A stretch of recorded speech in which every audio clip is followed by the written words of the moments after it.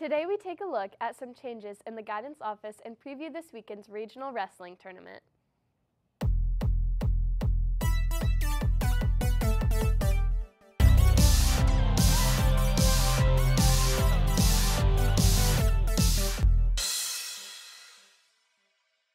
Good morning. It's February 1st, and I'm Emily. And I'm Jordan.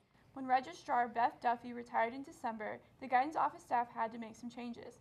Abigail Johnson has a story of how those changes may affect you, as well as some critical things you need to know about scheduling. It's now February 1st, meaning that students have 3 months until schedules are finalized. If you want to make sure everything is just right for next year, here are some things you need to know. Former Guidance Secretary Mrs. Cornett has taken a new role as registrar, which is a job that affects students, especially senior year with their transcripts. All students are affected by our new Guidance Secretary, Mrs. Fisher. She is who you go to for appointments with your counselor and to drop off information. Well, mostly I help the kids find who they need to see in the guidance office, if it's a counselor or somewhere else in the building. And then I just mostly manage the Skyward program and just keep all the students' files. Along with the concrete information that you were given earlier in the year, here's some other pieces of info that you need to know before May 1st. We have a deadline that we have to have it done by, so that's why we always want to make sure that you guys turn in your forms quickly. We have to have all the kids in the school plus our 8th graders in by the end of February. The deadline for scheduling is May 1st. If there's anything that you would like to change about your schedule, please do as follows.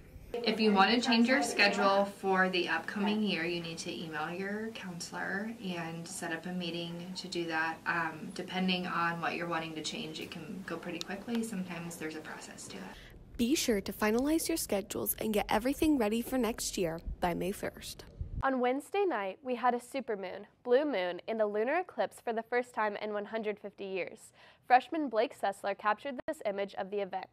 For more about Sessler and his passion for astronomy, check out his story at centergrovepublications.com.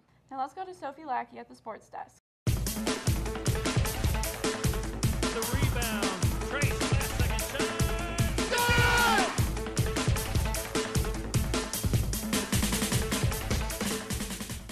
Today's sports broadcast is brought to you by the Red Lion Grog House. The boys basketball team will take on Warren Central tonight.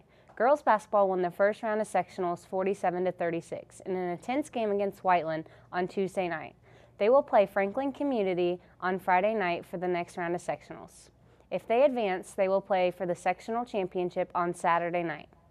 The girls swimmers and divers will begin their sectional prelims tonight. The top 16 swimmers from each event tonight will advance to Saturday's sectional finals.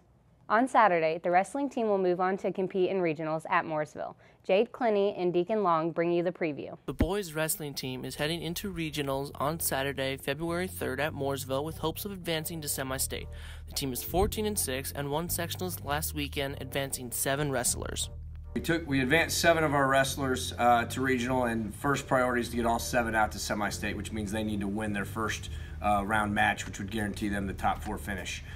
Each player will have to capitalize on their strengths when they compete against Brownsburg and Avon, the 1st and 4th ranked teams in the state this weekend. My strengths in this match will be to stay on my offense and slow him down, because he's just going to keep coming at me. So if I slow him down and get on my offense and set him up, then I should be able to get my takedowns and win the match. My strengths, I'm really good at scrambling. I like to get a little funky, and most people don't really understand how to respond because I'm very, very unorthodox. One of the 4 individual sectional champions was Alex Petro, who wrestles at 113 and has won 32 of 36 matches this year. The most important thing is win. That's why I don't strike myself out. Don't think about when I'm wrestling, just wrestle and have fun. And then when I do that, I usually wrestle good, and when I wrestle good, I usually win. So that's probably the key to not getting in my own head.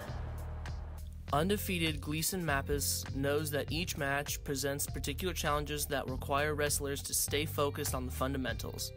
Depending on their footwork and how they react to certain attacks, that can affect on what attacks I'm looking for in a specific matchup, but I usually just take that as it comes throughout the match. I don't really pay attention to brackets or anything, like I said. So we're starting to break down film now of our opponents, And so, you know, once we have that film broke down, we'll take a look at their strengths and weaknesses, how they match up with each one of our individual strengths and weaknesses, and put those game plans together.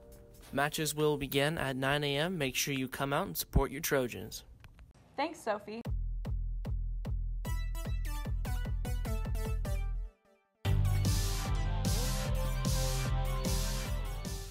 That's all we have for you today, CG. Bye.